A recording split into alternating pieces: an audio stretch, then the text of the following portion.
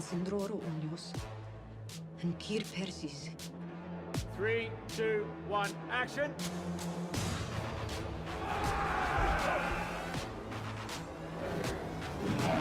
One wide, please.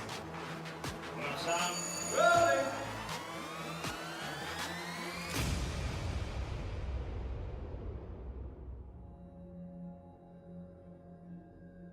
John's rebirth was a really big thing. I knew it was going to be a big thing for the audience. It was a big thing to shoot.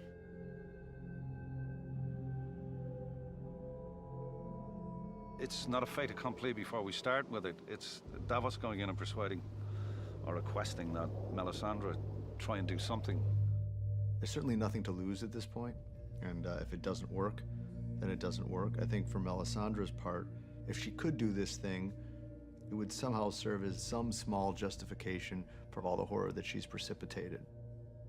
I don't think Melisandre thinks she can do anything. She's completely defeated. She's completely lost it. She's completely confused. And to see her hit rock bottom and to really have her big crisis of faith that maybe she's not favored by the Lord of Light. She only has the powers that he grants her.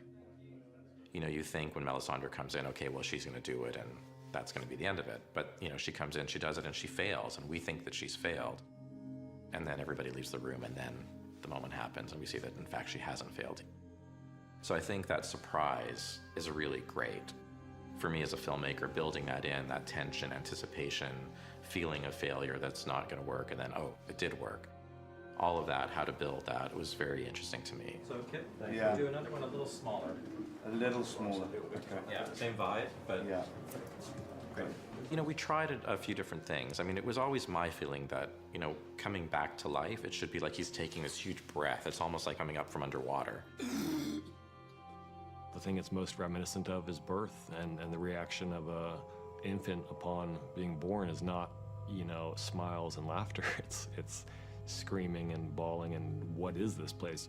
I was so warm and comfortable and everything was peaceful, and now you've pulled me into the cold, bright world, and now who knows what's going to happen.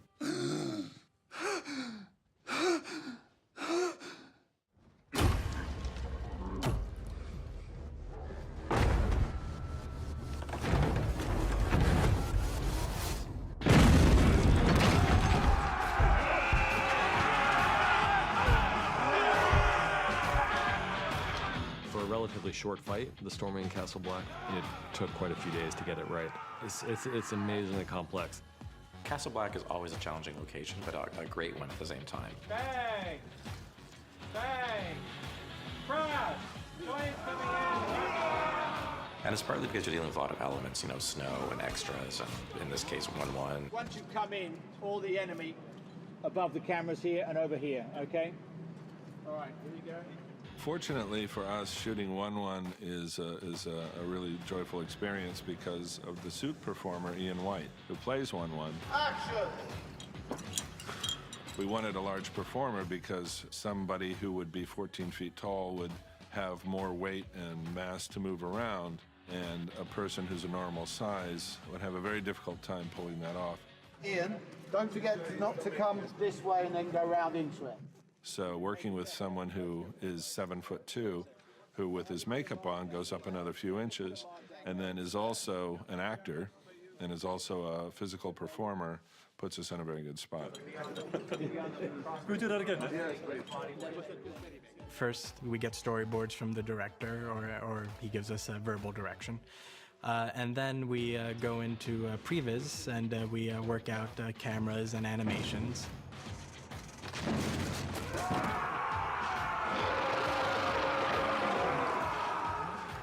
Then we show it to the director, he gives us notes on it. Then we show it to Dan and David, and they give us notes on it. And then we have a good animatic version of that final shot. You know, obviously it looks like a video game, but we know what we're going for and how we want it to look at the end of the day.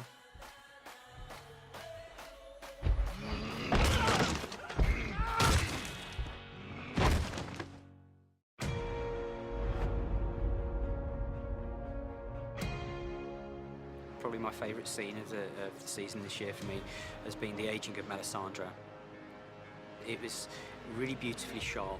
We had Carice in her prosthetic makeup who they would shoot her performance, but then they would shoot it with her double Sheila, who was this elderly lady who would do exactly the same motions as Carice. And we're also seeing her facing the reality of who and what she really is, which is somebody who is not young and beautiful, but somebody who's been here for a very, very long time. Her appearance is a lie, just as the Lord of Light's supposed promises to her and messages to her were lies, or at least not what she thought they were.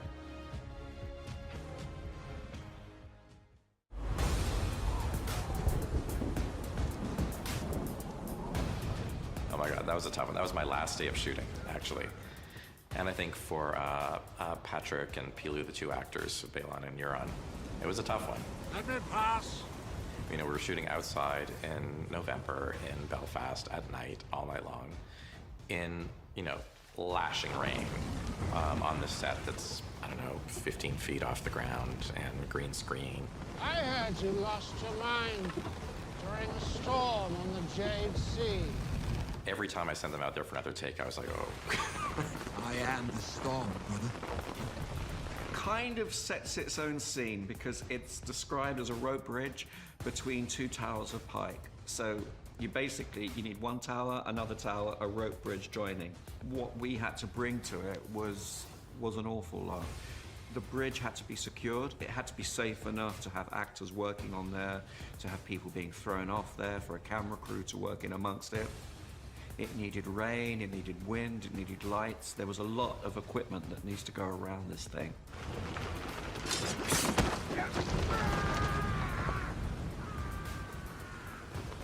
You know, it's a really great scene. I think they knew it was going to be a great scene, so they were excited about that. But yeah, it was challenging. Camera, action.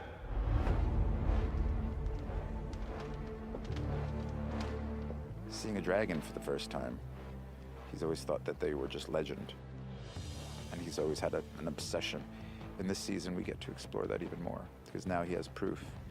And now his curiosity is too great not to find out more and see him again firsthand. I'm friends with your mother. Well, Dragon Daycare was a little daunting because last season we were in Croatia and we were shooting in this amazing location, the Diocletian Palace in Split. And it is this like huge vaulted room with pillars, and it's a stunning location and a fantastic place for the dragons to be held. And when I found out this year that I had an equally complex sequence, but we're not actually at the location, I thought, well, how is that even going to be possible? And then to the rescue comes Deb Riley, the production designer, and the VFX department, and then some good storyboarding and planning, and we made it work. And the sequence, I think, is fantastic. I really, really love it. I'm here to help. And amazingly, I don't think anyone would ever know that we weren't back in that location. Don't eat the help. So the area in Split, that had been well surveyed. So we had drawings of what was in Split. We had drawings of the stairs that we had to put in. So we had all the elements. We had a space here, and then again, working with visual effects, you know, how much do we build? I think we deemed that 15 foot was a good cutoff for us, and then visual effects were able to carry it on after that. I think it really helps the scene in a way because it forces you into more darkness. It's a mystery exactly what it is you're going to be facing, or the fact that it's really just a couple of pillars and maybe a wall or two, and the rest of it's entirely done with visual effects. It makes it easier to play up the darkness, which in turn, I think, really improves the scene on a tonal level. That one? Yeah. Oh, right. With something like this, there's very little improv when you're shooting. You know, you really, really design it and you plan it. The only thing that really is kind of like unplanned is the performance in a way. And so with Peter, it was really about really kind of talking through what this moment means for him, because, you know, we know that Tyrion's been fascinated by dragons his entire life. So there's a kind of magical quality for him. But that's mixed with a lot of other things. It's awe, it's fear, it's sympathy, it's nostalgia, it's a million things. But Peter is so great, and the scene is so beautiful. I mean, he's a kid in a candy store. It's terrifying. I mean, the fact that he can die at any moment, but it's too great of an opportunity for him to miss. When my father told me the lost dragon had died a century ago, I cried myself to sleep that night. They also have this kind of like almost human emotive quality, which I think comes as a surprise to him. And I think he's just amazed by this kind of awareness and knowingness and sensitivity that the dragons actually have. And then there's the added thing too in this particular scene, because the dragons are a little unwell. And so there's a kind of pathos in this whole situation. There's a beautiful, incredible beast, potentially incredibly powerful, but they are now diminished because they've been held in captivity and haven't been treated properly.